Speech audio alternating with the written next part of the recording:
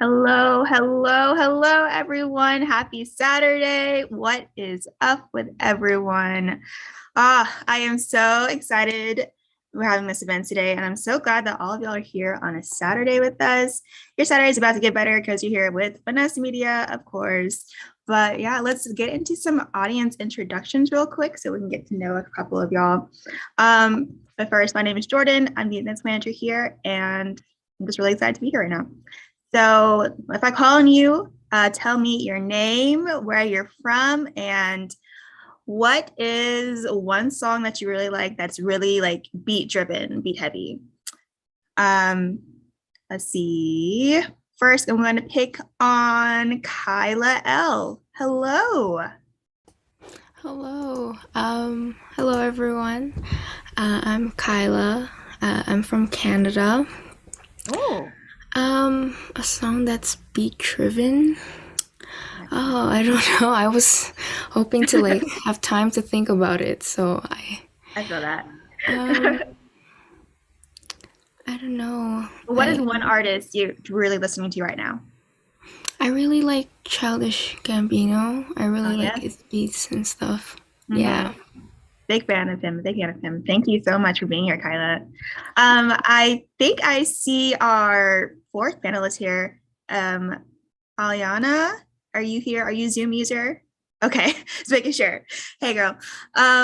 Yes, our panelists today are Sean Robbins in the building, Azar, Alianna, and Laughta, all the way from the UK. We'll meet them in a bit. Next person I'm going to call on is Brother Pathos, Larry. Hello, sir. Oh, oh no, his phone fell. We'll get back to him. Oh wait, are you here? Oh, you're on mute. Hey y'all, what's up? What's up? See, I know I put lotion on, so that's why I can't grab nothing. A little slippery. Beat driven. Oh man. I'm old school, man. Like, so Timberland is like my that's everything. So let's see. He did a remix of a song by Tank I always listen to. I forgot what it's called though. It's a long time ago. If someone knows it, put it in the chat, guys. Okay. Yeah. And or let's see, who else have I been listening to? Yeah, just a lot of old school Timberland. I love Swiss Beats, man. Everything he's got going on. He does great stuff. Yeah, that's awesome. I've been jamming to Coldplay, honestly. Yeah, that's cool. Thank you so much for sharing. Yeah. Next, we have Jade Wu. What about you? Hello, Jade. Hi. Wait, I forgot. Are we just saying like a beat-driven thing, or? Yeah, what's your name and where are you based and the song you like? I'm Jade. I'm based in Orlando, Florida, and probably I've been listening to, Kendrick Lamar's new album just came out. I've been listening to that a lot. Gotcha. Oh, sweet. Thank you so much for sharing. Nick Carlton. I almost called you Nick Cannon, by the way. Just my eyes. Okay. I'm Nick, and I'm from Houston, Texas. And, H-Town? Yep. And artists right now that I'm listening to, I would say I'm still kind of trying to give Future's album a try. Gotcha. Yeah, listen to a lot of Don Toliver. Oh, yeah. Love Dawn over here. Thank you so much for sharing. We'll call on a couple more people. Let's see. Maya Ngoche. Hi, I'm Maya. I'm based during the school year in Philly because I go to Temple, and then out of the school year I'm based in North Jersey. And then a beat-based song that I like. I don't know if anyone listens to NCT 127, but their song Kitchen Beat, the whole beat is based around just kitchen noises, and like it's just like empty with just like banging pans and stuff, and I think that one's pretty cool. That's crazy. I'm obsessed with their song. Okay, that's like my top. Yes, that's also a really good beat too. Yes. Okay. And Yasmin, hello. How are you? Oh, I'm doing well. How are you? Great. What's one song that you really like right now? I'm kind of going through like a serious electronic music phase. Gotcha. Really heavy kind of remix from this duo. I think they're from Switzerland. They're called ADRIATIC, but they did this remix called Silence and Secrets. Highly recommend. It's really good. Gotcha.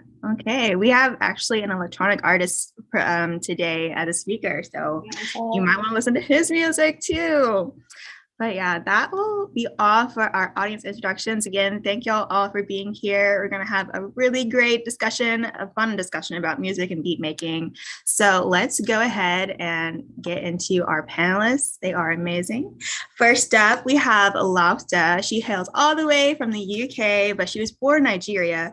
She's a multi-talented musician, producer, presenter who is best known for her witty wordplay and flow in the UK, but also worldwide music scene. Her music has been featured in places like BBC Radio 1 and Spotify's Grime Shutdown playlist. She's also the COO of Women in Control, that's CTRL, a free private membership community that aims to provide a safe place for women, non-binary folks, queer individuals, people from racial minorities and different levels of ability to come together and just network with each other. Thank you, Laughta, for being here. Can you say hi? Thanks for a lovely introduction, first of all. Of course. I'm impressed. You did your research. I love it when like a host knows, who they're speaking to. So I appreciate that. Thank you. Yeah, we got everyone here. And yeah, it's just nice to listen to different accents as well. I'm not going to lie. Oh my gosh. Yes, I'm actually really excited to hear you speak just because of your accent. I love accents. I'm just going to be listening to all of be like, oh. Gotcha. Really excited you're here. Next up, we have Azar, one of Finesse Media's own artists. He is a versatile beat maker, producer, musician who combined his love for jazz and soul music and chill lo-fi beats into what he makes today. He not only produces his own music, but has produced for a number of rappers and artists like Chinese Kitty, Casanova, Trevor Spitta, just so many artists right now. And he's just super talented, guys. I witnessed this man produce an entire track in less than 45 minutes. Mind-blowing. What's up, Azar? Thanks for being here. Thank you guys so much for having me. What's up, everybody? Hello, hello. And our third panelist, I guarantee will brighten up your day. His name is Shine. He is an electronic artist and a music producer who makes some of the most unique, most interesting music I've ever heard. He's also a Finesse Media community member, long time.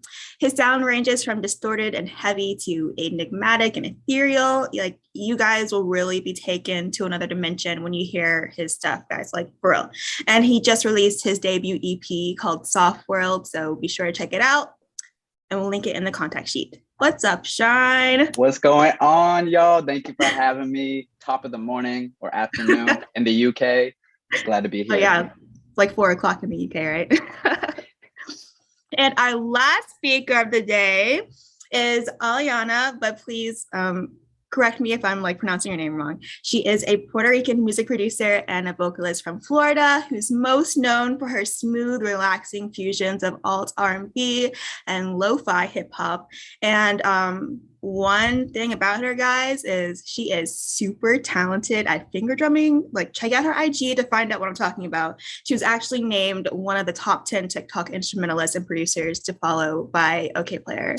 Hello, Alianna. Correct me if I'm pronouncing your name wrong. No, you're not pronouncing my name wrong. You actually got it perfect. Thank you so much for that introduction. I'm happy to be here. Awesome. We're happy that you all are here. Let's get into it. I'm excited. We're all excited. Let's go.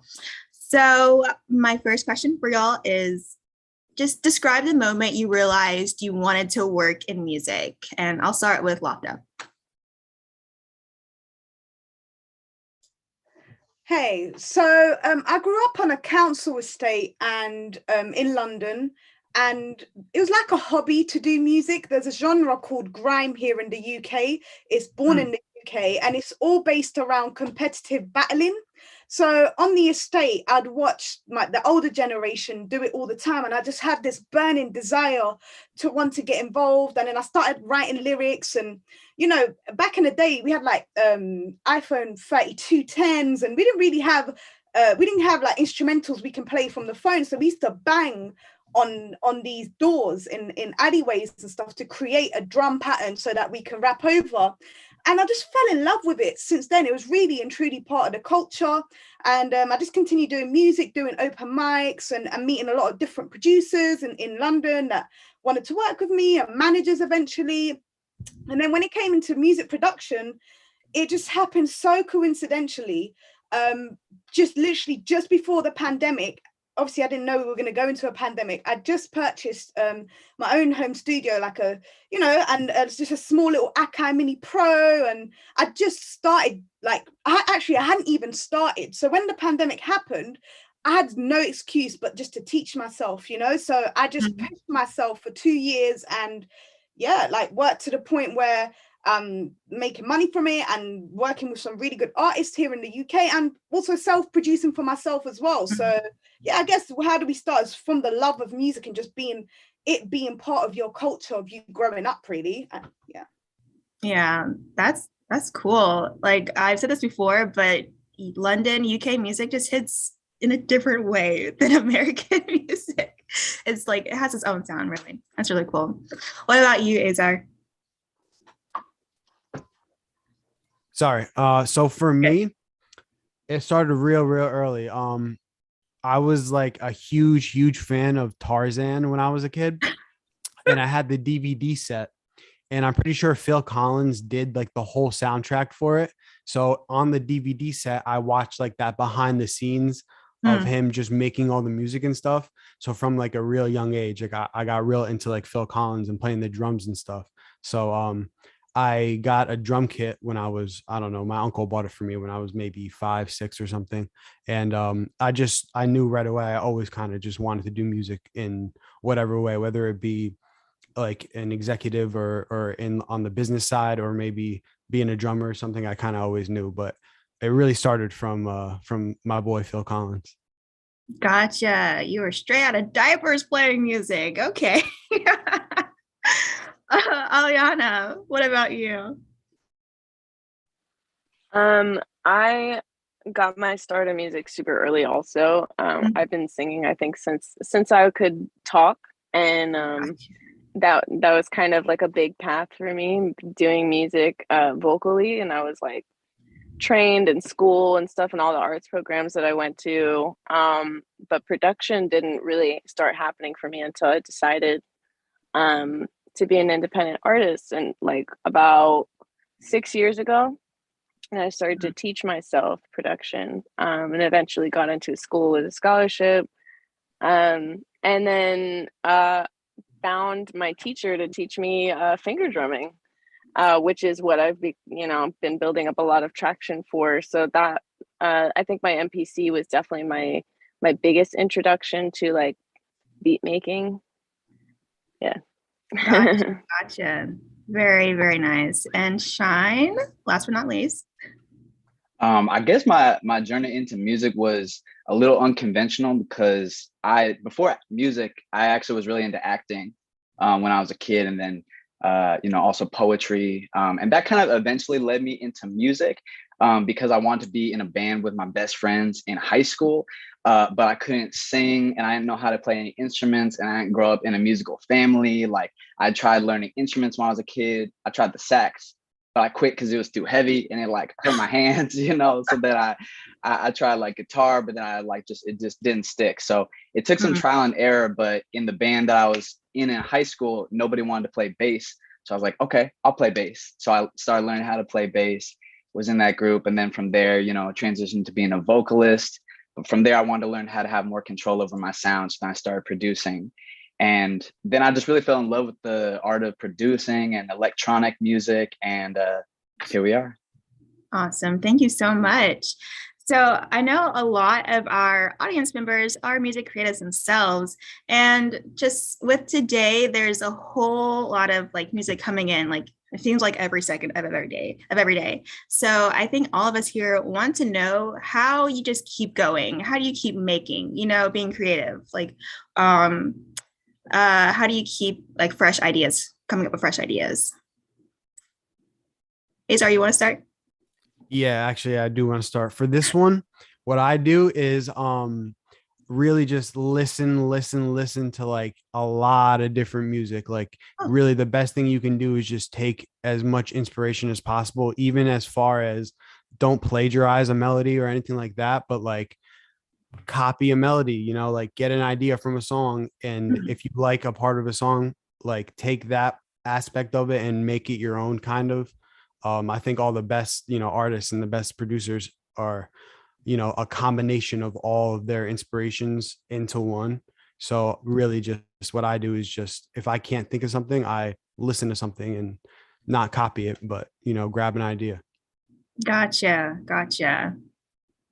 I feel like Laughta, you want to add something to that? Is that the question for what keeps you fresh in like music producing? Yeah. Yeah, no, for me, it's like I'm always stumbling across, let's say, new plugins, whether virtual instruments or plugins that affect your instruments, different beat packs, and just different styles of working that other producers have. Really kind of keep me on my toes and keep me competitive as well. So, and also not just competitive, reinforces what you're doing, you know, because I am completely self-taught.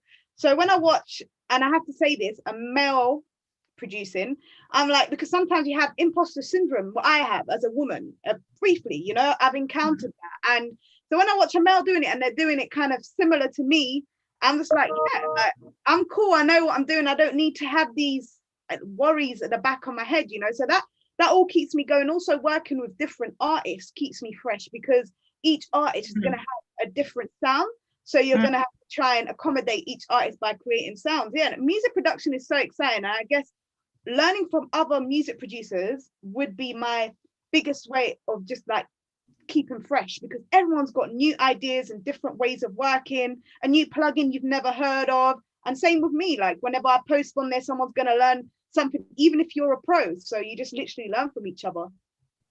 Nice. Yeah. So I actually want to hear about each of y'all's creative processes when you're creating. Shine, let's start with you. What are the steps that you take in creating your music?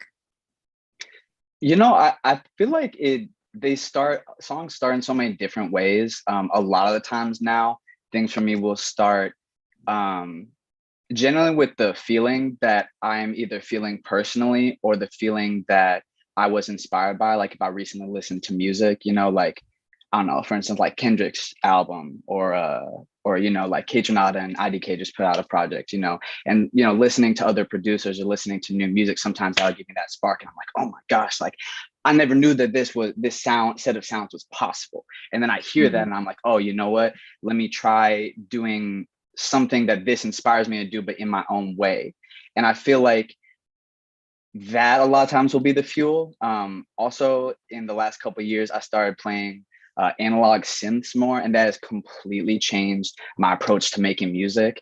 Like I used to only start like with drums first, or like with like a software synth, but like now I spend a lot of time just messing around and exploring sounds on a synth, and then it like takes me in new worlds. And then I think, okay, like what's the palette of sounds that I want to play with? How do I want to combine them? And I just kind of go from there, you know. Other times it'll start with drums though, because you know that it's like Mike Will talks about like that music is about rhythm and melody, and that, you know, with the rhythm you're either starting with drums, or the melody you're starting with melodic elements. So one of those two. Gotcha. Okay, y'all are all saying like really similar things. What about you, Alianna? What does your creative process look like? Kind of sounding off on what he said, my creative process, I think, is pretty different every time, but I guess it just depends on the inspiration or like what I'm going for. But a lot of times, like different aspects of my production process, I'll start with a lot of times I'll start with melodies and vocals, like background vocals and stuff, to kind of get a feel and like start layering the song with melodies. And then a lot of times I'll start adding the instruments after. And a lot of the times I will add drums last, but it just depends. Sometimes I'll do it like second or in the middle, you know, it always varies. But my process like in a DAW is definitely more like, I feel like arrangement based. And and making it on my MPC is really quick because it's a very interactive. I can make a beat in like less than 10 minutes on my MPC. On a computer, it's a little bit different, like with my trackpad and stuff. So yeah, the creative process for me just like always varies, but I never run out of inspiration because it's all around us at all times, whether you're listening to other music, whether you're listening to nature, you're listening to like the people around you in a public place. Like there is always inspiration, and there's always like a sound that you can use to create something new.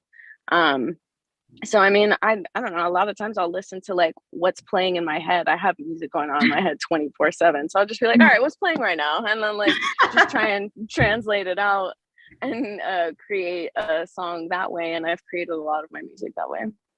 Wow, Alianna, you just got like super deep right there too. Like inspiration is all around us. Anywhere you go, you don't even have to like be able to see to feel the inspiration. So get outside, guys. Get inspired. Okay. Azar, what about you? What does your creative process look like? Yeah, to add on to what Alianna was saying, you know, the same thing with me. I kind of just always have something going on in this head of mine. So a lot of times for me, it starts off, I think other people can relate to this as well. I'm in the shower and I get something and I gotta act on it real quick before I forget it. So rush out the shower, you know what I'm saying? Run to my computer, and really it could look like me sitting on the couch right behind me. I could be in bed, or I could be, you know, serious over here with the speakers and everything. It's really just like I get bursts of creativity. I don't really do everything like the same every time. So like I gotta rush to my computer and just go, you know. So it could really just look like me chilling on the couch, like clicking away. But oftentimes now what I've been doing is my brother plays guitar too. So we'll just bounce idea, like we'll just start jamming and just like let it improvise into something, and then take that idea and then sit at the computer and, you know, evolve it. So yeah. Gotcha. Thank you so much for sharing. And Laughta, what about you? Your creative process? It varies for what I've got to do. So if I'm in my album mode. I'm actually producing the majority of tracks for my album. And a lot of the beats that I'm creating, the starting route comes from the concept of the tune that I'm trying to go for.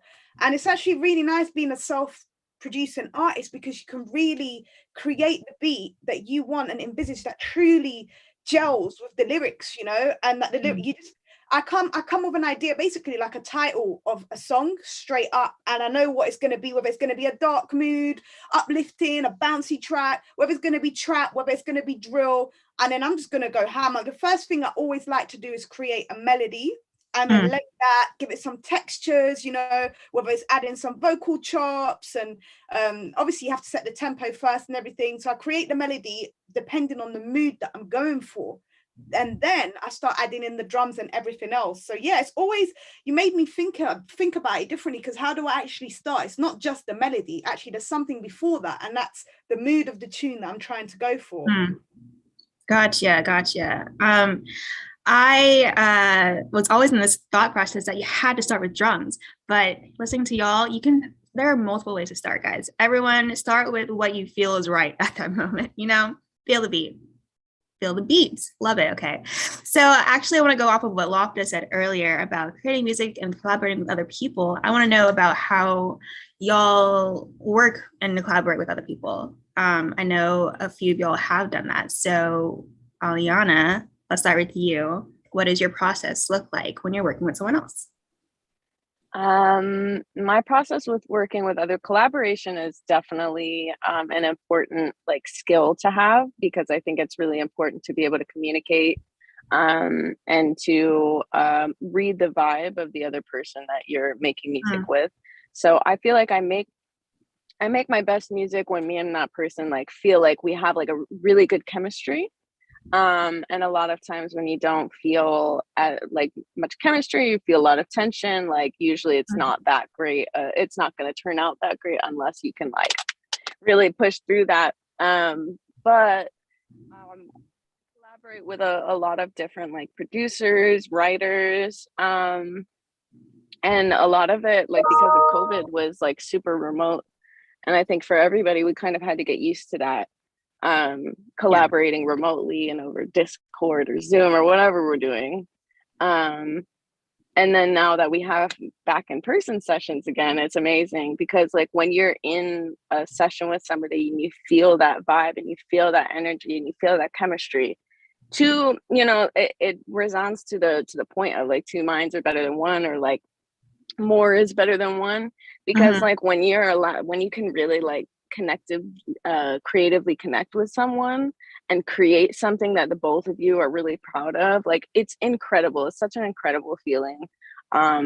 So yeah, I like to go about my collaborations just like with an open mind and dialogue about how we're feeling, and like really just being getting down to the bare artistry of what we're doing. Gotcha. Okay. Yeah. I think a lot of us here, especially the artists and producers who are upcoming, really should take away that working with other people will actually probably help you produce way more now, because two heads better than one is what they say, you know? Azar, what about you? What does it look like when you work with other people? For me, when I'm working with other people, what I usually like to do is just let them kind of do their thing. Like I like to like step back and really take like the more executive producer role. And like, I really love collaborating with people, and I love other people's ideas. Like I love to trust other people's idea more than my own. Usually like I tend to, second guess myself, like when I'm especially like in a big room of so many, just talented people. So I like to kind of stay back and assess the whole thing, and I'll add something over here and be like, what, I think at this part let's add a section like this, and then we'll all collaboratively work on it. But then there's also like Alianna was saying, like when COVID hit, it was a lot of email, a lot of Discord and stuff like that, so that's always fun. But I've always, especially for like trap beats and stuff, like I always love to grab loops and stuff like that from people from the UK. There's a lot of really cool people in Europe, like in Switzerland. I have a guy who makes awesome loops and stuff. So a lot of it for me is just, back and forth through email. Like, yeah. Yeah. And just going off of that a little bit, is there any specific software that you all use to that helps aid you in creating with other people who like are in Switzerland, just really far away from you? Yeah, I use Discord. I'm a huge Discord head. Like I love using Discord for making beats, because you could screen share and stuff like that. Yeah. It's similar to Zoom, but I like it. It's just there's more like there like the different rooms and like studio rooms and stuff. Like in my Discord, like I have a whole section that's just a studio A. There's a separate chat for the studio and stuff. So I like Discord for that. Gotcha. Did everyone hear? He's plugging his Discord. Go join. Great. Laughta, did you want to add to that? Actually, that really helps, Azar, because a lot of my because I started producing obviously during the pandemic. Now the artists that I've worked with, I've kind of met organically through Instagram. They've reached out and so forth, and but a lot of the beats we made on FaceTime. So I don't know why I never thought about something like Discord where you can screen record, because then they can actually see the process and hear the beat properly. Yeah, so it's like we're in the same room, Oh, that's so cool. Yeah, that actually helps. That's good to know. Yeah, no, literally mine has just been over FaceTime, and also just, a lot of artists I've been working has just happened organically through social media, because I present on radio. I'm a music artist. I've been doing this for a while now. So kind of word of mouth, the industry here know me, and I seem to be getting opportunities that way, which I'm super grateful for, really. Gotcha. Okay. I hope that helps a lot of our audience here as well too. Oh yeah, go ahead. Okay. Sorry. I just wanted to add that Discord is really good specifically for like in my experience specifically for Ableton, and Zoom has been really good for Pro Tools. Just a note. Gotcha. And I gotta definitely, I'm sorry to cut you off, Jordan. I just want to go off of that. Thank you for that, Alianna, because I also use Ableton, and I've been using Zoom for all of my like live virtual things. So definitely about to check that out. Thank you. Yeah, I wanted to ask, can we all tell what DAW we use so everyone will know here? Laughta. So did it not work for Logic then? The Zoom. It must work for Logic as well. Yeah, it probably does. Anyway, I use Logic Pro X and I'll never change that. I've been in studio with like some of the best producers here in the UK, like my boy Dexplicit, big shout out. You know, he supported me when I first was starting out in producing. He gave me a lot of tips, but he uses Fruity Loops. While it's sick, while it's dope, I like it, I get it, but Logic, I just like how rigorous it is and how much you can really get into it. I just like the layout. My brain understands it a lot more. So Logic Pro, I feel, is user friendly. As much as people say Fruity is, I feel like Logic is more straightforward. You just need to learn the commands. But yeah, that's it really. Gotcha. Azar. Yeah, going off of that, Logic is so like people love to talk crap about Logic and stuff, and everyone, especially in like trap and hip hop, like they're all on FL.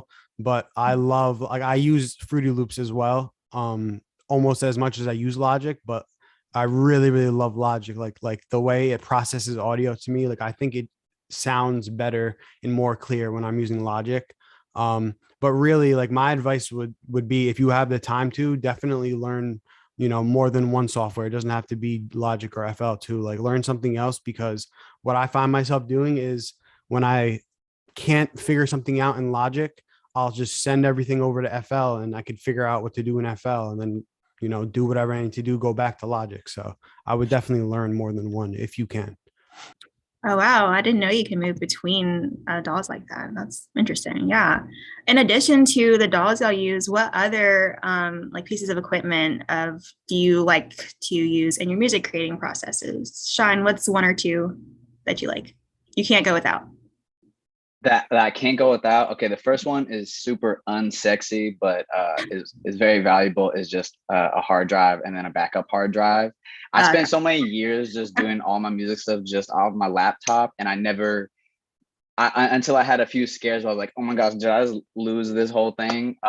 It definitely taught me, you know, to cover my ass on that. The other, something that completely changed my approach to music making was using a field recorder more. So, you know, some like Alianna was talking about, and I think some others were talking about, like taking influence from your natural environments, like using a field recorder and just going out and like recording things, say like outside of my house or in the house, you know, like random little sounds, has completely changed my approach to production. I was super inspired by Monty Booker. He's one of my favorite producers, and he does that a lot. And I was like, man, how's he get all these weird like sound design things going on? But it's like, oh, I recorded my fridge. I recorded like spoons, you know, and like all those little things can really, you know, that's an insider scoop from my personal approach. Gotcha. All the new artists and producers here, if you're having trouble coming up with ideas, just go around your house and knock on things. Different sounds will be produced. Laughta, what about you? What's one or two pieces of equipment you can't go without? Yeah, I need my MIDI keyboard. Otherwise, everything starts with a melody, and I don't like to draw melodies in. I just don't know. I have to feel it, you know? So I couldn't live. I started with the Akai Mini Pro, and that was perfect for me, you know? It's like in UK, it's like £80 or something, which I don't know how much it is in dollars, maybe $100 or something like that. But now I've moved on to the Roland synthesizer, the Phantom 06. So I'm stepping up a little bit, and it's nice because you've got more keys that you can play with and really create even better melodies, you know, because you starting point. I don't like to waste time when I'm creating. I like to really keep going and keep that flow, you know, and you lot probably will relate to this. You don't want to snap out of that flow that you've got, so you just want everything accessible to you to just keep that going, really.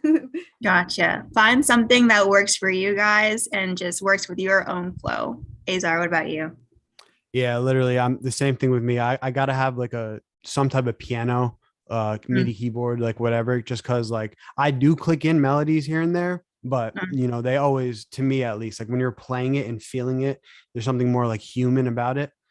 So this is just a little like $60. It's just a Korg Nano key, it's called, and I use this for I take it in my backpack and stuff. I use it for drums and for melodies. But besides that, I don't really love having like a big intricate setup. Like I like to keep it simple, so I don't really use too much, but definitely something that has MIDI, like, you know, some type of piano, because like writing melodies on that just makes it a lot easier for me. And I use, you know, I have a guitar and stuff, so I'll play my guitar through my interface. But yeah. Gotcha. Everyone, you also probably need to know the definitions of all of these that they're telling us too. And Alianna, what about you? Some equipment that I can't go without now, especially, is my MPC. Of course, that's like my babe. Of course, my computer. For songwriting specifically, if I'm not like going straight into recording and stuff, I'll use my guitar or piano. Whatever's available. If it has to be a MIDI piano, then I'll pull out my little controller. And if there's a regular piano available, then yeah, hell yeah. But I started with one of those small MIDI controllers, and I find it helpful to have the ones that come with the drum pads, especially if you're just starting, because that way you can have 2 in 1.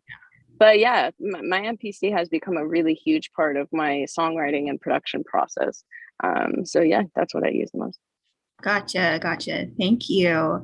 And as I said, there are a lot of like upcoming, aspiring, creative music people here. So all of y'all, what is one thing you wish you knew when you were first starting that you could tell our audience here? Shine, you want to start with? Definitely. Yeah. Oh my gosh. There are so many things I wish I knew when I started out. So many. One of the biggest was just to stay focused on my own journey. I think that especially like social media hardwires us to compare ourselves to others, and a side effect of that is it can make a lot of us insecure, or like look at someone else's journey and be like, oh my gosh, like this person is like they're really popping off, or like they're so amazing, will I ever be like that? And I've just had a lot of conversations with artists that go like that, and I think that something that has really helped me change my perspective is just trying as much as I can to just focus on my own growth, comparing myself only to say how I was a day ago, a week ago, a month ago, a year ago. And when I look back on that, I'm like, oh my gosh, I've grown so much in a year, 3 years, 5 years. I could not even imagine being at the point where I'm at now. I think that's probably the biggest mindset shift. And then also just to humble myself. I think that for a lot of times in my life, I prided myself on, say, like knowing more than other people, or like being a perfectionist and like not wanting to release things unless they're absolutely perfect. And there's a lot of fear of criticism there, but humbling myself to just view myself more as a student, as a lifelong student. Like I don't know everything, and collaboration has really taught me to be humble and just listen to what others have to say more, and appreciate and value their perspective as equal as my own, if not more. Gotcha. Truthfully, guys, you are your own and only competition. Don't compare yourself to anyone else around here, okay? That'll mess up your mind. Laughta, what about you? That was a really good answer, Shannon. I think at like all levels, you do always compare yourself. You do want to be better, you want to be the best. So even with me, someone might think, oh, she's doing so well, and then I'm like, no, I want to do so much better. I've seen that person's done that, so it is so important that we just stay tunnel vision and not get distracted. And when you do that and you really focus and hone in on the creativity, you make the best music, because you're not thinking about this artificial outside world, so it's good that you said that. For me, it wasn't that deep. It was literally, I didn't know that Logic had a step sequencer, so I literally was sitting there drawing in all my kicks and snares and everything, and then I was just literally again stumbled on across a video on YouTube. I was like, oh, they have step sequencer. What was I doing all this time? Oh my god, it's just sped up my workflow, and yeah, just like learning all the key commands within Logic. And I guess as a woman in the industry, actually I wanted to read some stats to you.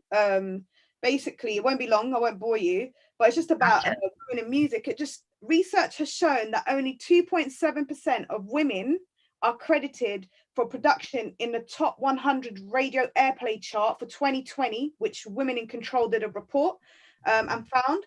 Also, only 2.6% of producers are women in the top 900 songs, right? So these stats really shocked me, and I feel like starting out in producing, one of the things that almost deterred me was mansplaining.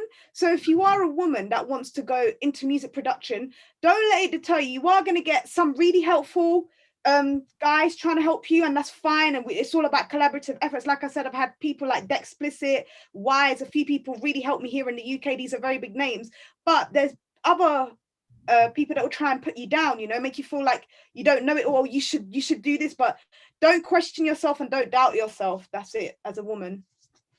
Yes, most definitely. Two things: everyone, learn your DAWs, learn the keystrokes, and two, women and non-binary folks, just everyone, be proud of yourself and know that you are, you know, you're great, you're talented, and you deserve all that you've got. So, and more. And Azar, what about you? Yeah, so for me, I came into, you know, the production game and stuff looking to work with rappers and singers and stuff like that. So I got really caught up in placements and trying to get these artists on my beats. And it got real frustrating that, you know, you can send hundreds of beats to hundreds of artists and they'll say they like it. They could even record on it, but that song could not come out for, you know, 3 years, or it can never come out at all. So for me, my biggest piece of advice is really don't focus on placements and don't focus on other people's, you know, approval or waiting for them to put your stuff out. Like, you as a producer, even if you don't want to be, you know, like a lo-fi artist or a singer yourself or something, like, you can put your beats out in all sorts of ways, just besides, you know, waiting on other people's music. You know, even if you don't make stuff that, you know, even if you make stuff that's for artists and for rappers, there's still places for you to put your beats out, such as, you know, you could just put them out as instrumental albums, like for sync or something like that on Spotify. You could make TikToks with them and you know, through that get beat sales. Like, you could just sell the beats as leases and stuff on something like you know, what's it called, BeatStars or Track Train, something like that. So there's always stuff you can do. Also, besides just doing stuff like that, you could the best way for me to grow and just, you know, keep learning and keep building as a brand is to work with, like, find, like, instead of, you know, sending to labels or stuff like that, find like a good artist, like, who lives near you or something like that, and build with someone who's not a big name yet and just develop their sound, you know. So stuff like that is you know, something that you could do besides just sit here and wait for placements. Gotcha. He actually answered another question that I had. Where are places you can put your beats to, like, be known by other people? But yeah, we'll get into that a little bit later too. But Alianna, what about you? What is something you wish you knew going in? I think something that I wish I knew going in was how important it was to ask questions. And meaning, like, I mean, when I was going to school at 1500 Sound Academy, my mentors, James and Rance, constantly would tell us that your network is your net worth. And I didn't really start to really understand that until, like, in the past 2 years. Like, asking other people questions who are better than you, or, you know, not being afraid to ask questions, I should say, is a really important part of your growth. And every single day you should be taking at least one step towards growing yourself, improving yourself. Like Azar said, like, don't worry about the timelines, because music is not an industry that you should be expecting, like, you know, anything from. It should be first and foremost your passion for the music. The reason I stay up at all hours of the night is because of my passion for the music. The reason I sit in a chair for 8+ hours at a time is because I am very passionate with the music. It's kind of almost addicting now for me. But at the time, if somebody would have told me, like, if you know, if you keep pushing past your limits, you're going to continue to grow. And you have to do that every day. You have to do something that scares you. You have to do things that make you uncomfortable, because if not, you are not going to grow. And you're going to stay stagnant. You're going to stay in one place, and you're going to continue to just talk about all the things you want to do, tell everybody all the things that you want to do, and not do it. So if you're thinking about something, just fucking do it and just try. Even if it turns out shitty, if it turns out to be something that you're not interested in after all, at least you tried. So I think that's one of the most important things that I wish somebody would have like just said to me when I was like just starting. Like, don't be afraid to try shit. Don't be afraid to look dumb. Like, we do this because we love this and we want to influence other people with our creativity and stuff. So this first and foremost should be something that makes us happy, and it shouldn't give us like anxiety or anything like that. So first and foremost, music is everything, and ask questions. Always try to better yourself. Yeah, y'all are not dumb by not knowing things. But if you don't know it, find out the answer by asking questions. Don't be afraid. Okay, guys. And I think I have time for one more question. For all of our more experienced producers, beatmakers in the room, what can you tell them that will help them further their careers and just break through the noise? Azar, do you have anything? All right. Can you hear me now? Yes. All right, my fault. It was like bugging out. For me, what's really, really helped me a lot, and it took me since 2020. Like, I started making TikToks like once the pandemic hit. But it only really started working now. But like, if you make beats or any kind of music, it's just like, you gotta try TikTok. You know what I mean? Like, that's like one of the easiest way to grab followers. And I hated doing it, and I still don't love it. You know, I'm now that it's working a little bit, I start to love it now. But what's it called? Like, it's really just like such a easy way to just, you know, like do open verse challenges, do, you know, stuff like that. Or if you make, you know, more instrumental music where you play instruments, play your instrument, do some trends and stuff like that. But definitely stuff like TikTok, and even like you can post TikTok style videos on Reddit. That's another great place. You can find like a niche. Like, if you make lo-fi, go to our lo-fi.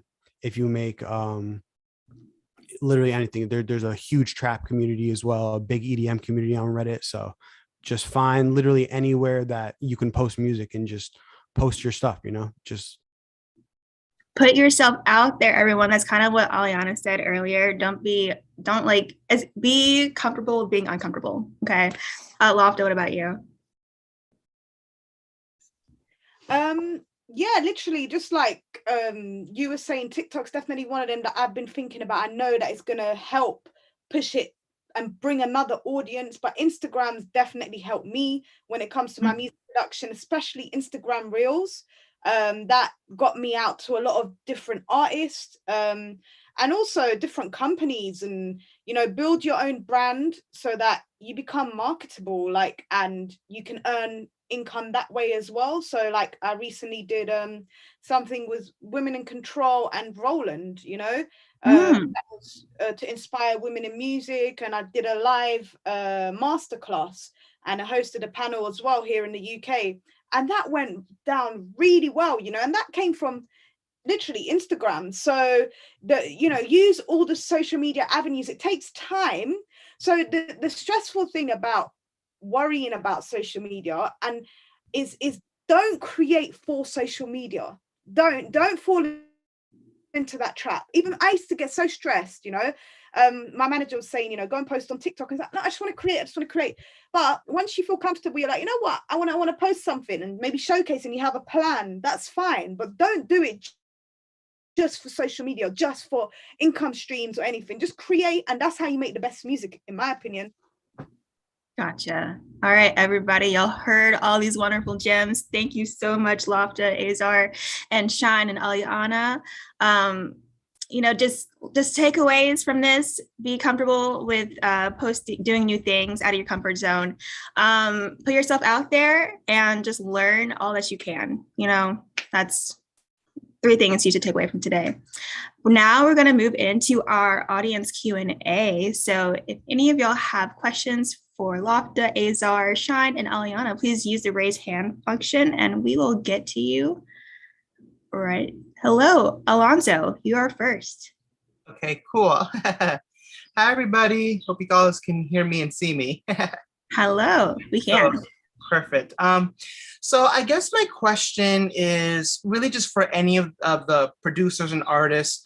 who are in the chat, but who are, who were on the thing. So I just have on the dais, there we go. But I guess my biggest question is, even with, I guess my biggest question is at the moment is, as producers and also as artists who are able to make tracks, make songs, make beats, collab, put out records, since the pandemic started and since it's now kind of leveled out and things are back to normal to a degree, but in a different way, how did you guys keep going during that whole era? Because in terms of aside from being able to collaborate is one thing, but how did you get into that process, preserve your creativity to keep going, especially when it comes down to creating original ideas during isolation, and now game versus doing it again now with things opening up again? So how did you keep up that balance, and how did you find that inspiration to really dig deep to make your best records? So yeah, it's a really good question. Anyone can answer. Go for yeah, it. for me, my fault. Sean, you want to go first? I just talked. That's all you. Or yeah, I'm happy to go. Thank you. This is I guess a bit of a unique situation, but I just took all those, the feelings and the creative congestion essentially, and I just took that into making a solo project. And rather than kind of focusing on just my role as a producer for other people, I took that into creating something for myself.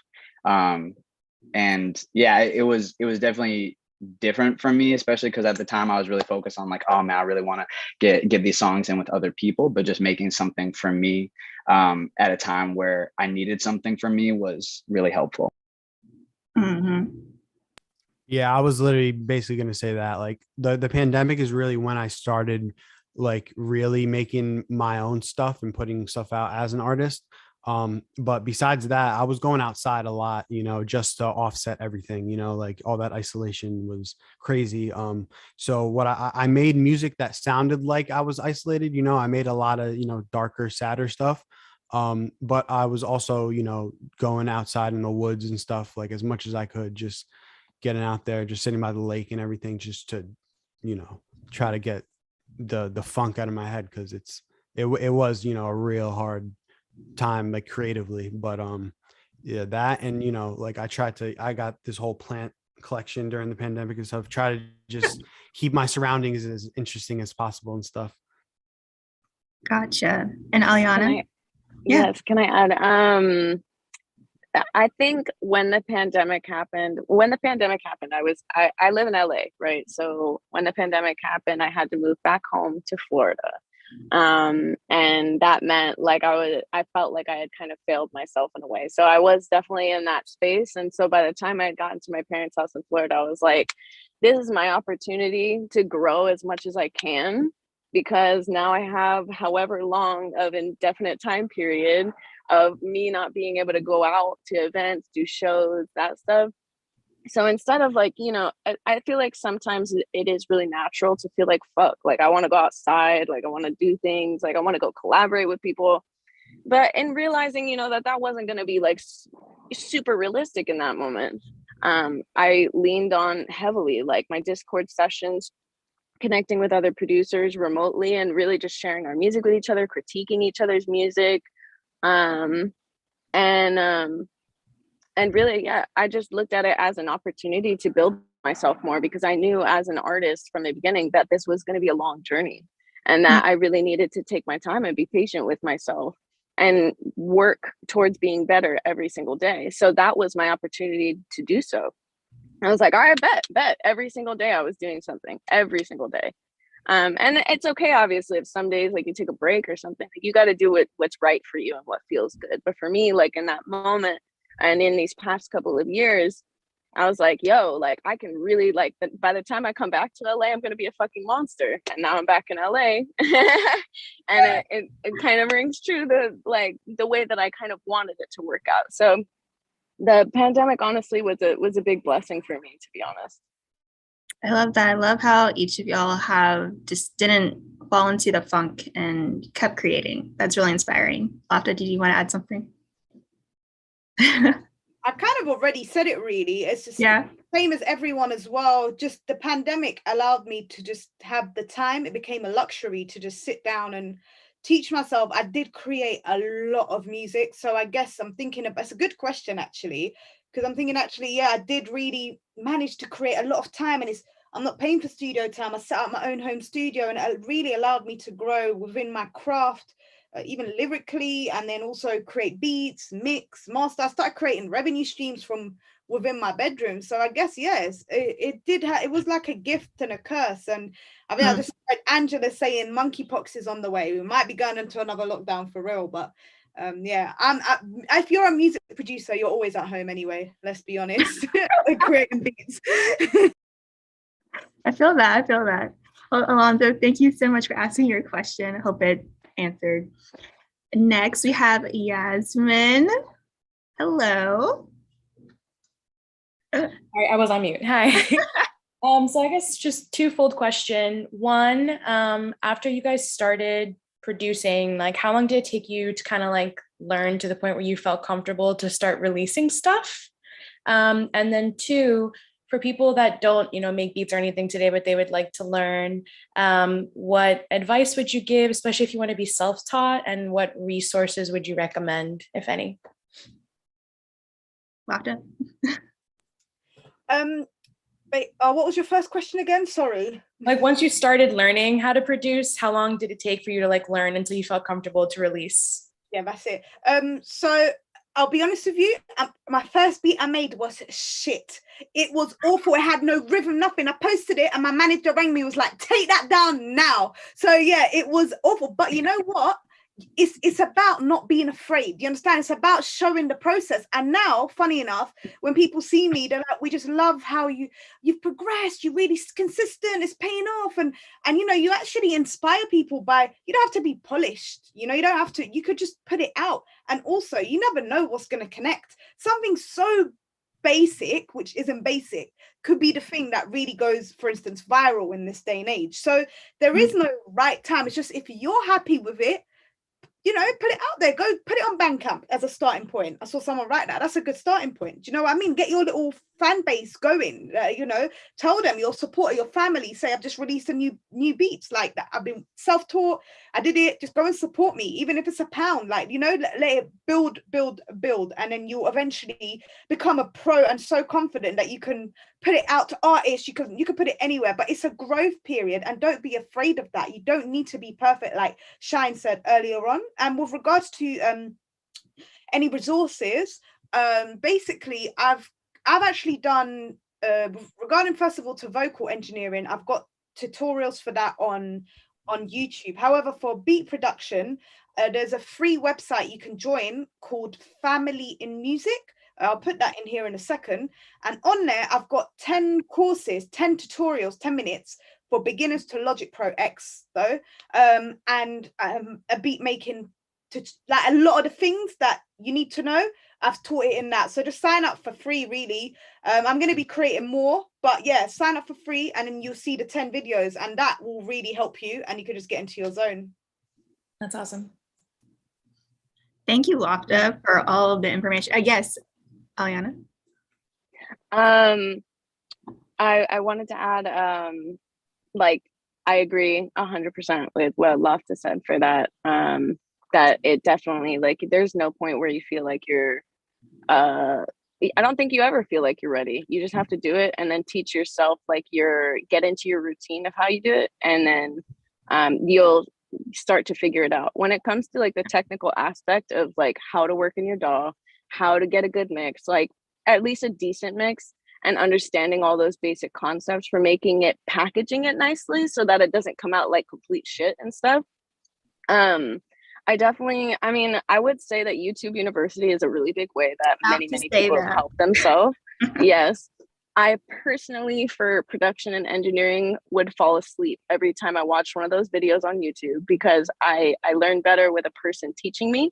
So I would reach out, or I would collaborate with other producers, other people who were better than me. And I would just ask them hella questions, be like, what are you doing? what are you doing right there? And then they'll just explain to me, if somebody's willing to answer your questions, it's very valuable. So I definitely think that that's a really big part in learning that for yourself. Talking to people will get you far. Shine. Absolutely. Yeah, absolutely agree with what Laughta and Alianna said. I just put out a project last week and I felt so insecure about putting that out in the days up until that. I was like, oh my gosh, like what if, what if I uploaded like the wrong waves, what if it was like the wrong, what if I accidentally upload a selfie instead of the album art? And then even just like sitting with the reception that it gets, I think that, I've been putting out music for a minute under a number of different names. And I find that there doesn't, like Alianna was saying, there isn't really a point where it's like, yes, I've made it. And even if people do get those big accolades, like some amazing placements or like a Grammy, like a lot of people might feel like, understandably a lot more confident about their craft. But I think that, really just trying to, kind of like I was saying before, just compare oneself to one's own journey and one's past self has been really helpful for, kind of getting over some of that insecurities. And then it's also just, I feel a muscle of building, of just being comfortable doing things in spite of the fear that we might have. And, like finding different avenues to put things out, whether that's just a little snippet on social media, or whether that's just like starting with just showing like your best friend or, like family or a partner. I don't know. Family can be tricky for a lot of folks because I didn't come from the most musically supportive family. So anyway, it really can differ by the environment, but I think that's really key. And this is also just like a more broader philosophy, but I think that a lot of times as producers, there can be this expectation that we kind of treat ourselves like robots, like machines, like we just like sit at home and make beats. And that's like been me for years and years, and I've also tried to shift my perspective toward viewing myself as an artist in and of myself. And like, well, what's important for an artist is to like have life experiences, have stories to tell that then you can incorporate into your music. Like, like Azar was talking about, like spend a lot of time, or like a lot of people have been talking about spending time in nature, or traveling, or, I think that's really key. And yeah, YouTube University all day.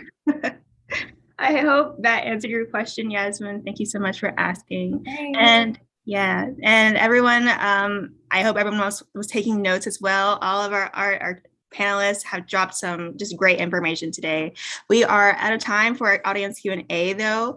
We have a lot of great music for y'all to listen to. We're gonna start off with actually our speakers. We're gonna play some of their music. First, we have a YouTube video. Jordan, before you hop in, hi everyone, my name is Kit Kat. I'm the general manager. Hi Azar. I love all the waves. Hi everyone. So the listening sessions are, I know, my favorite part of our events. And the reason why we host these is because one, it's a great way for all of you to learn about different elements of what creates cool artistry, right? Like if you're trying to define your sound and you're trying to pick it apart and really create that, to hear feedback from these experts who have done this and have had such different experiences, this will be a great way for you to learn, okay, cool, what are some of those elements that I can take?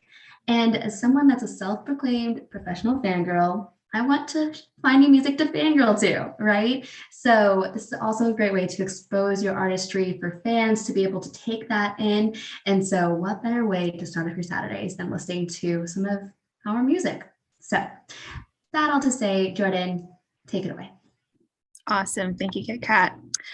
We are going to start with Laughta, her song Pain is Beauty, and she has a YouTube video to go along with it. If I can pull it up. Sorry, 1 second. Okay. Yeah. Actually, we'll start with Shine. His song called Cmon. Do you want to say a little bit about that before we get into it, Shine? Sure. This is an interlude from my debut EP, Soft World, which has been out for a week. This was a really cool process of making the song because it was originally like 4 minutes long and had all these other parts, and I just like wasn't feeling it, and I cut it out and I turned it into like a little bite-sized interlude. So I hope y'all like it. And if you don't, I appreciate any feedback. Here's Come On. Come on.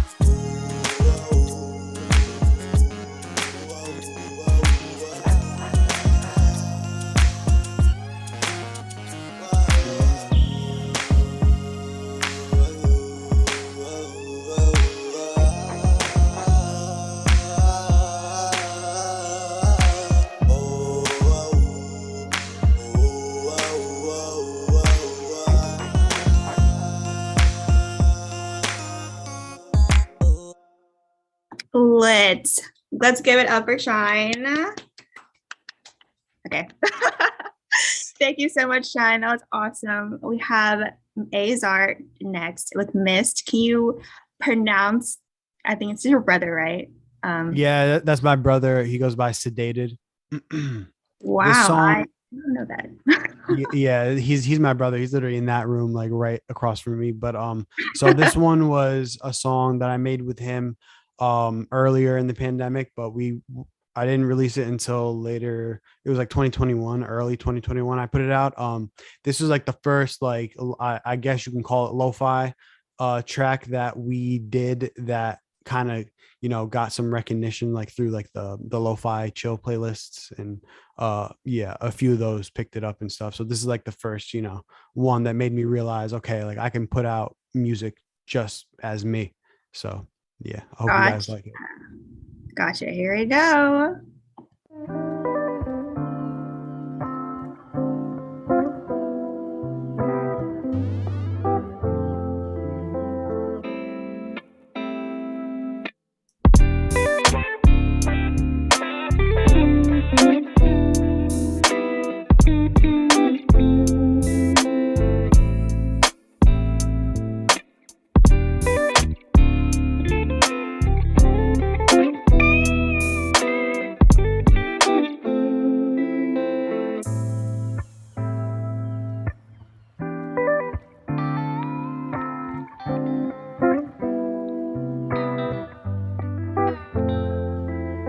Y'all, that was so relaxing. What the heck? I saw someone say send to John Mayer. Okay, think about that, Azar. Next, we have Alianna. Take It Slow. Would you like to say anything about it? Yeah. Take It Slow was also a song I made during the pandemic.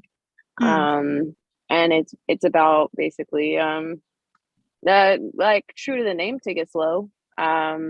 Like stop being like, I don't know. It was an effort to kind of get someone that I love to stop thinking in such a negative headspace and to really just appreciate like what they have and what the love and joy and good things that they can be grateful for that are surrounding them already. So that's what this is called. And it was featured on it was featured on the Lush Vibes R&B, soul, and future beats playlist on Spotify, and Sorority's playlists when they were still a duo. Sorority! Oh my gosh, I know them. They were really cool. Yeah. Yeah, they're super cool. But yeah.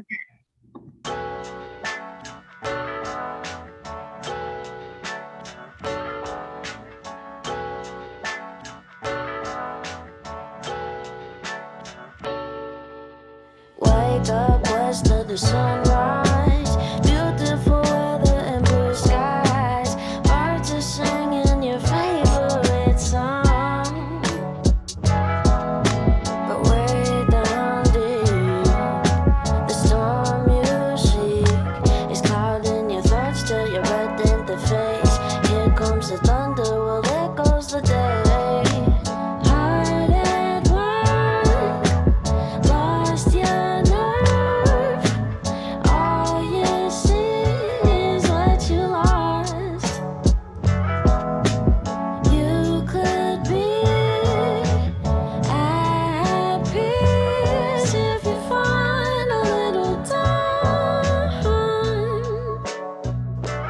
so sorry. We have to stop it right there. But y'all, the chat was going off. Okay, that was what's up. That was what's up. Was that what you singing on that track or nah? Yeah, that was me singing. Wow, multi-talented queens. We love it. We love it. I'm talking about Laughta and Alianna here. I know y'all not queens. Okay, we're here. We're great. Now, last but not least, we're gonna see Laughta's music video. I have it pulled up. Let's go. You want to share about it, Laughta? Yeah, basically this is taken off my upcoming album Dare to Be Different. The reason it's on YouTube only is because I'm going to be selling my album in a different way. I haven't announced it yet, but this song in particular is home to me because it's about the definition of beauty and how from young we've been kind of accustomed to learn that to be beautiful you need to experience some form of pain, and it's made me think about it lately, and I actually read a study about it saying that does it actually encourage women especially to go out and get things done that harm themselves, like the big booties and lip jobs, and so is pain really beauty, so that's kind of where I'm challenging in this song. And I've made this beat, and yeah, I've mixed and mastered it too. We love to see it. We love to hear it. All right, everyone can see my screen, hopefully. Let's go. Nope, I have it on mute.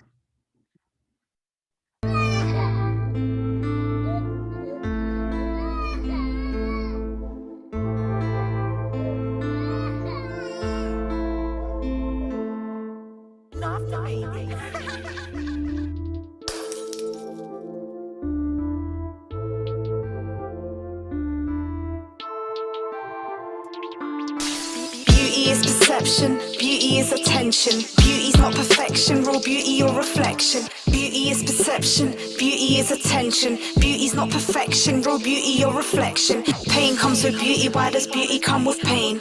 Pain comes with beauty, why does beauty come with pain? Pain comes with beauty, why does beauty come with pain? Pain comes with beauty, why does beauty come with pain?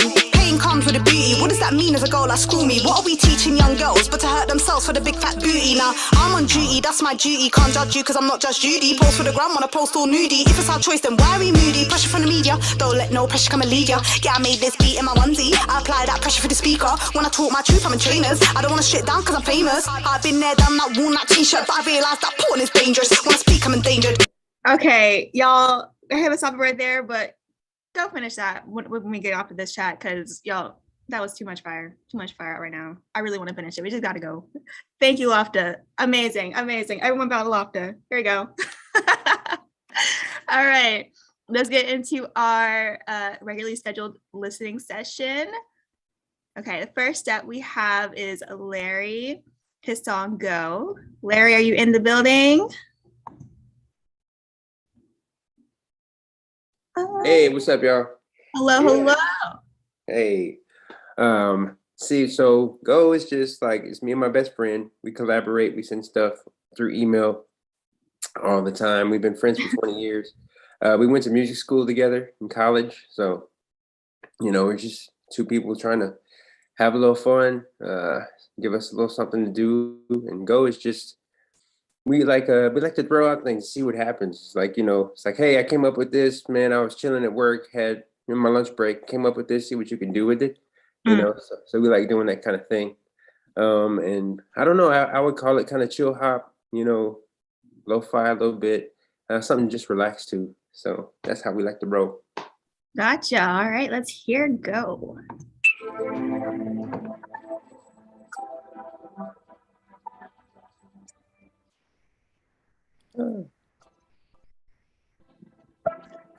Hey, Jordan.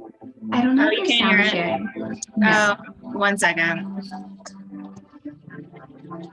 Not me looking like an idiot on live TV. 1 second, guys.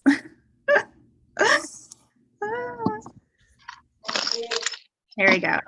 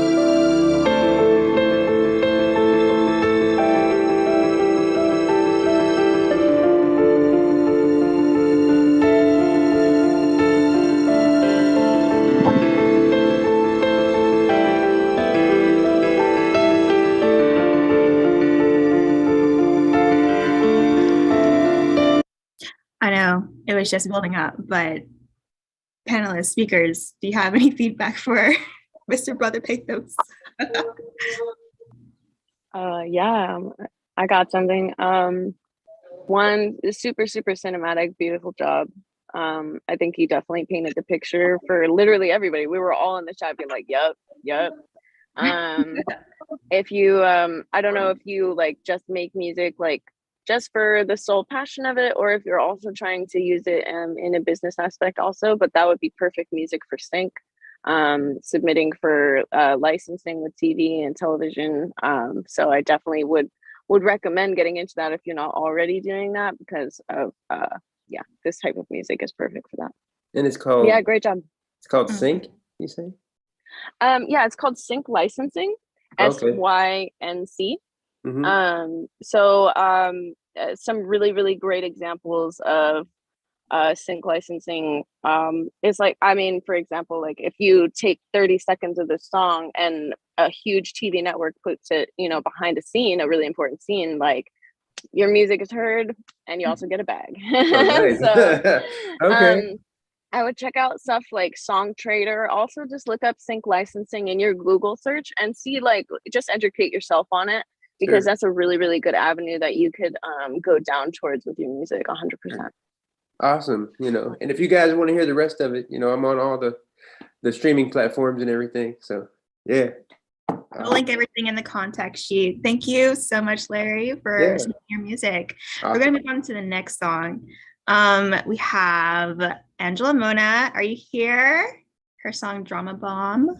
Hey guys, can you hear me? Oh, yeah. Hey. Thank you so much for submitting. Let's hear it. Actually, let me share my screen before I forget to go. There we go. Cover art, amazing. Thank you. You don't know me, but you killed my time, my pride. Yeah. Shut me down, drown me out. It's just us here and now. You don't know me, kill my time. Feel the silence, feed the light. Fires get away from consequence. I'm blurred enough, can't make it sense. Back and forth sounds putrefied. Please note to self, I'm terrified. Distressed enough, lost in a maze. I would say a dream, but it's all ahead. But they didn't care, no genuine haze. I'll carry on while you say it's a phase. Counting my mistakes, they're shallow enough to never praise. So watch the day set ablaze. Should I ask what's your problem? Or should I listen to what it is? You don't. I know, again, it was just building up, but actually, Angela, I want to know, did you produce that? Are you the vocalist on that? Tell us a little bit. So this is DramaBomb. It's chapter 4 to my music series. I am the main songwriter, vocalist. Emilya is the featuring artist. She sings the chorus and hook. And Nico Diaz from Hype Studios, he produced it and mixed and mastered it. So we three just worked on this and we brought it to life. I was like, hey, because I wrote and produced the original demo when I was 19. And I was like, hey, Nico, is there any way that we can bring this to life, but reproduce it in your way? Because I love when I work with other people, because I'm an amateur, right? So I want to work with people that have a better vision, a better, ear. So better than me. So he's like, yeah, sure, let's do it. So we did it last year in December, and I'm finally releasing it next month. So I'm excited. Awesome. Laughta, what did you think about it? I'm always so awkward when I have to unmute. I don't know why. I think my mouse is a bit far, that's why. Yeah, no, your voice, like, yeah, definitely. I like that kind of airy, whispery, I can't explain it. It automatically captivated me. I think someone said euphoria somewhere. I don't know who said that. And I was like, yeah, no. Yeah, someone said that. It's just, it takes you into another world. So whatever it is that you're planning on doing, continue working, continue releasing. Like, you're extremely talented. Like, you just never know. Again, it's just this, in this day and age, it's easy, although there's a lot of it coming out on TikTok, on SoundCloud, you've got so many avenues where you feel, oh my God, how can I keep up? No, this is your chance actually for you to build a following from something like that. It's just, and the artwork matched. Do you know what I mean? I thought what's funny, like when I hear music, I see colors. I visualize scenes and shit. I don't know how to explain it. So I immediately thought of purple and orange when I heard this song, and I was like, the artwork has to match with my character Moshi, and the color just revolve around that. And I just took things like family drama, peer pressure, generational trauma, and I just put it into this song. And I was like, okay, purple fits with it because it's moody. So yeah, that's awesome. Thank you so much for sharing your song, Angela. Thank you. We're going to move on to our next song. It is Dance With You by Joey Baby. Joey Baby, are you here? What's up? Yep. Yes. Hello. Can you tell us a little bit about your song and who you are? Yeah, so I'm a New York City-based artist and producer. I also started to learn to produce during the pandemic. I'm a drummer, and I always wanted to be in a boy band. So I wanted to create something that's kind of like if TLC and NSYNC and Justin Bieber were in a group together. Interesting. Okay, let's hear it then.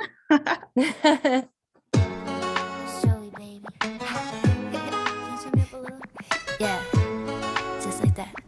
My friends say I fall too easily in love, and I know that I'm wrong. But you make me say forever immediately. Don't wait that long. I wanna practice what you preach, but now you're making me size you up.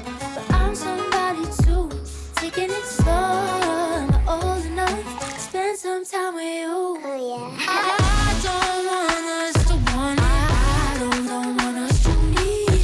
Tell me, boy, is it worth it? I don't need you on your knees.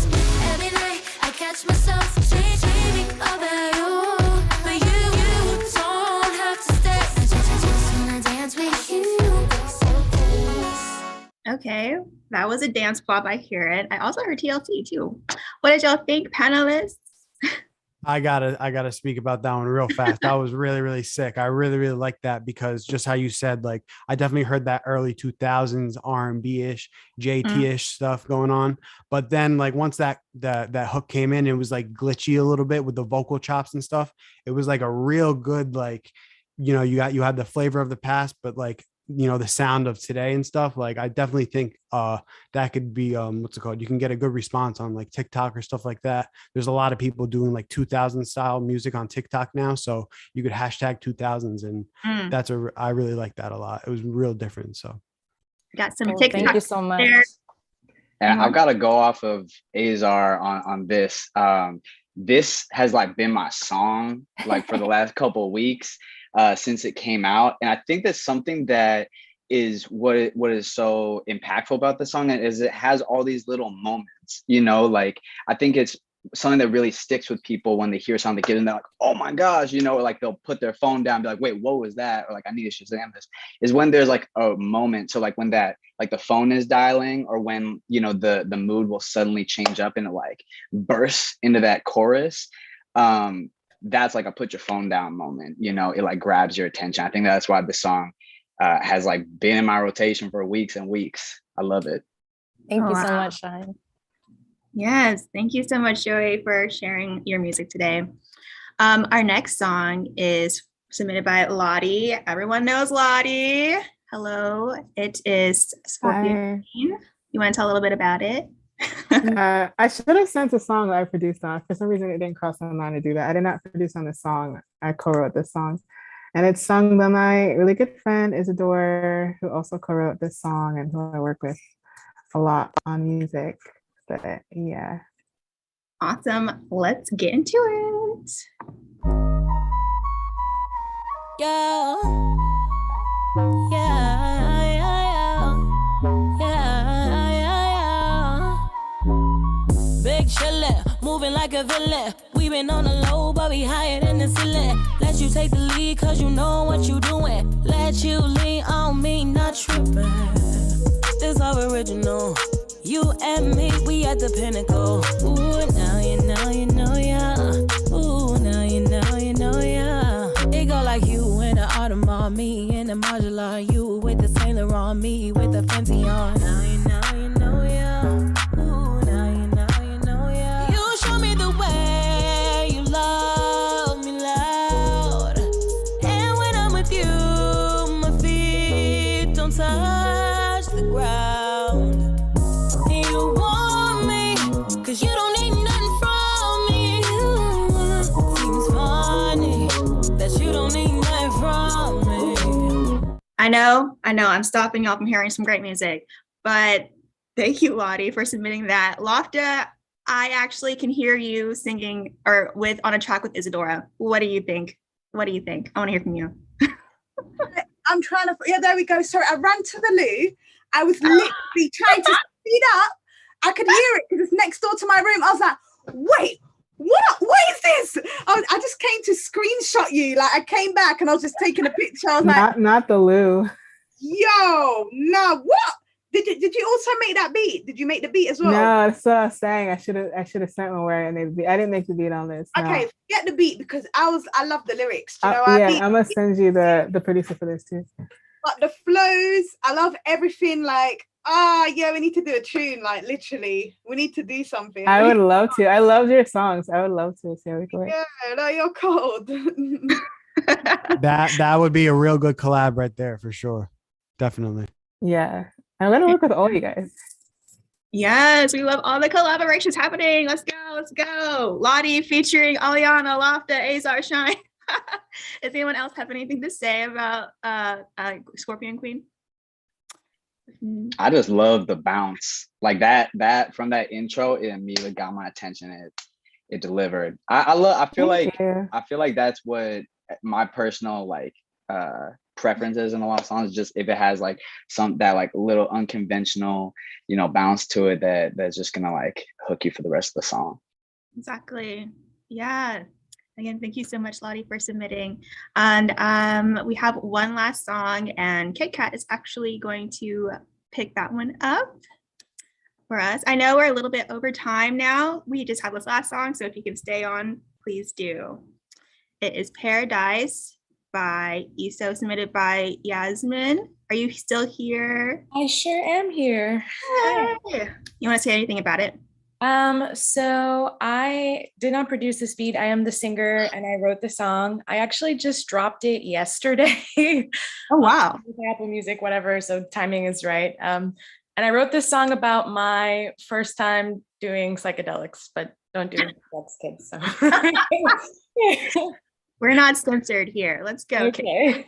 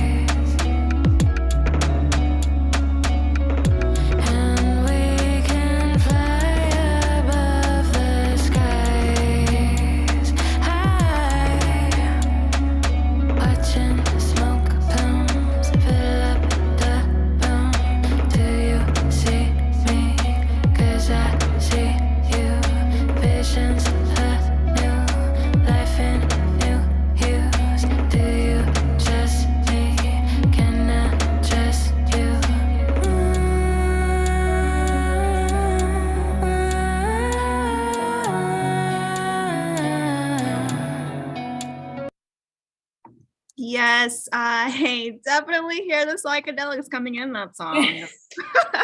What does everyone think about it, all of our speakers? Yo, oh, go. Alianna, you got it. First thing that came to my mind when you started playing it was that it sounded very reminiscent of Sade, or Sade. Proper pronunciation, don't rely on me for. But the vibe of this song definitely reminded me a lot of her. And then you brought a bunch of like very new elements into it, which I thought was really dope. Melodies were gorgeous. Loved that. Thank you so much. That's my favorite. Yeah. I just wanted to say the mix on that one sounded really, really good. Like when I'm listening with headphones right now, so like when the flute came in, it sounded like it was like in both ears, and when everything else came in, like those guitars were like glassy sounding. So real good mix for sure. We got some technical stuff over here. Laughta, Shine, anything you want to add?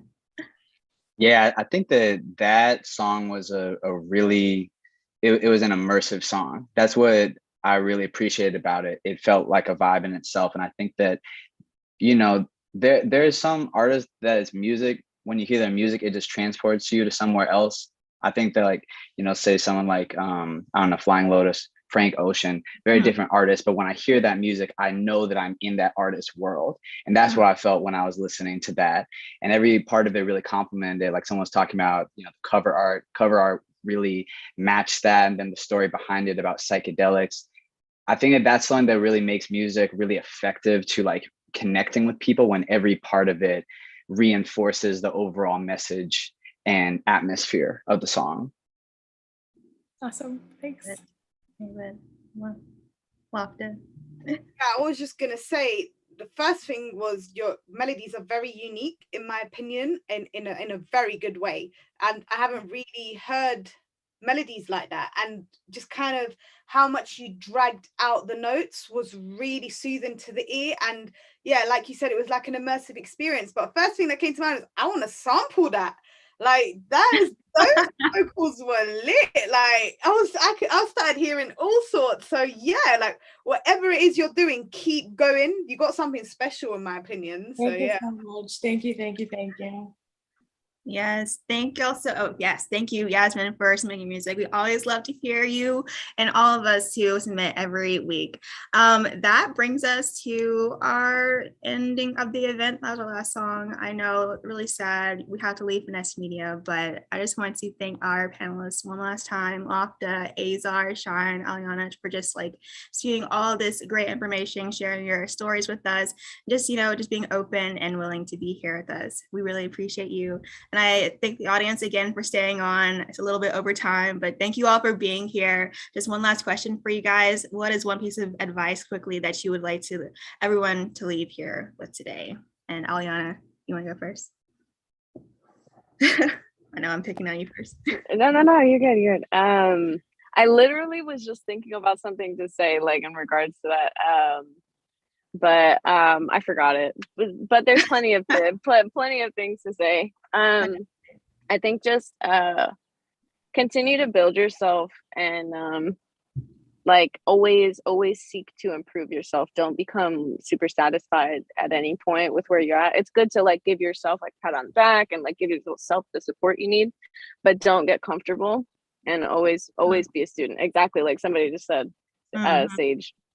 I think that's one of the most important parts about building yourself in this industry and just as a brand in general. Yes, exactly. Laughta, what about you? There's many things like everyone's saying. However, one of the things that I feel like I've learned, and I'm loving this, is actually not putting something out. And it's not about self-sabotaging yourself. It's a little different. It's not putting something out until you're completely happy with it. What I mean by that is, there's like one of my songs that I put out, and I said to myself, I could hear something in it. Maybe the snare, I think the hi-hats were a bit loud. Then I was like, no, it's not that bad. Now, every time I hear that, I could just hear the hi-hats. So I made a track the other day, and I was a beat the other day. And usually, because I'm so excited, I'm like, okay, it sounds good. It can go out, it can go on the album. No, if it's just good, it's not good. You understand? You don't want it to be average and just about good. You want it to be the best and that the quality it can be. So I went back to it, revised the beat. It didn't take that long. I'm not saying be a perfectionist of next level. Literally within 2 days the beat was done and the whole track, I recorded it. But had I just settled with the first day, the track wouldn't be what it was. You understand? So it's like, don't settle for average. Whatever you hear, the little things, is true. You can hear it, you know, because when you start producing, you'll start to hear a lot more. And that's not a bad thing. It's about quality control and then getting it ready so that you're fully satisfied with it. That's what matters. Yeah, that's really good. What about you, Shine? Ditto what has been said. Something else I'd like to add is, don't be afraid to be weird. Like, I genuinely think that, like, I've had that fear myself where I was afraid. I'm like, oh man, like, I don't know if people are gonna like this, or like, I like this, but I know it's not a lot of people's cup of tea.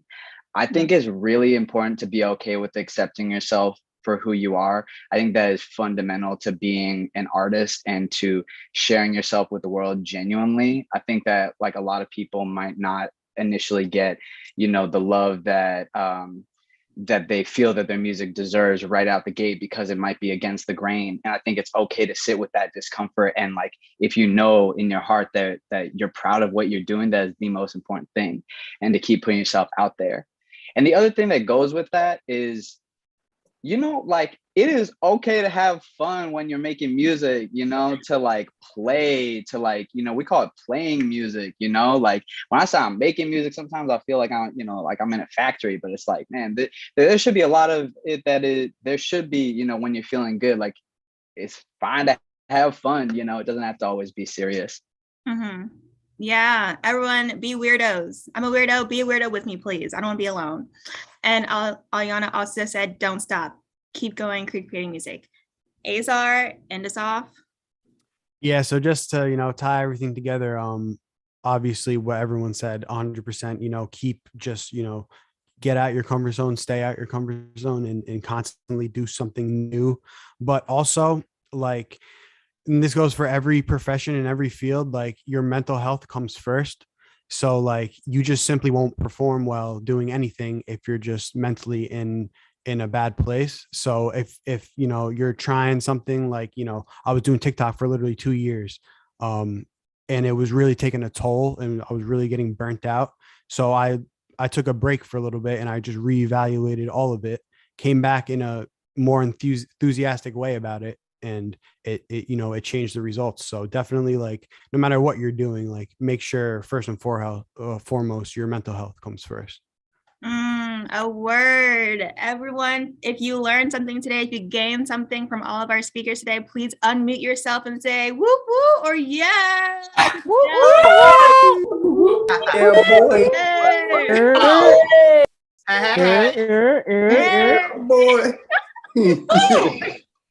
I love to hear it. Okay, thank y'all so much for being here. I really enjoyed this event. I hope everyone else did too. Just to end us off, we Finesse Media is hosting free Saturday events. Oh, is someone speaking? Oh, okay. We post free Saturday events every Saturday, obviously, and our next upcoming events for June and a little bit of July, we have Who Runs the Industry next week. We're going to focus on the people, the creative people behind the scenes who, you know, try to make the artist visions come to life. We are going to partner with Queer Capital on June 4th to start off Pride Month. We're going to talk about women producers in the studio, and we're going to have a beat battle after that. So if you're a beat maker, please submit your beats to this competition. And then June concludes with concerts in the metaverse. So thank you all for being here, and I'll pass it to Kit Kat if she has any final words. No, that's everything. Thank you all for being here. Shine, Azar, Alianna, Laughta, you are all superstars in your own ways. So thank you all. Thank you all in the audience for being here. You all rock. We love having you in the Finesse fam. And a big shout out to Miss Jordan for hosting this lovely, lovely event. Thank you, everyone. Have a happy rest of your Saturdays. See you next week. Bye. Bye, guys. Thank you.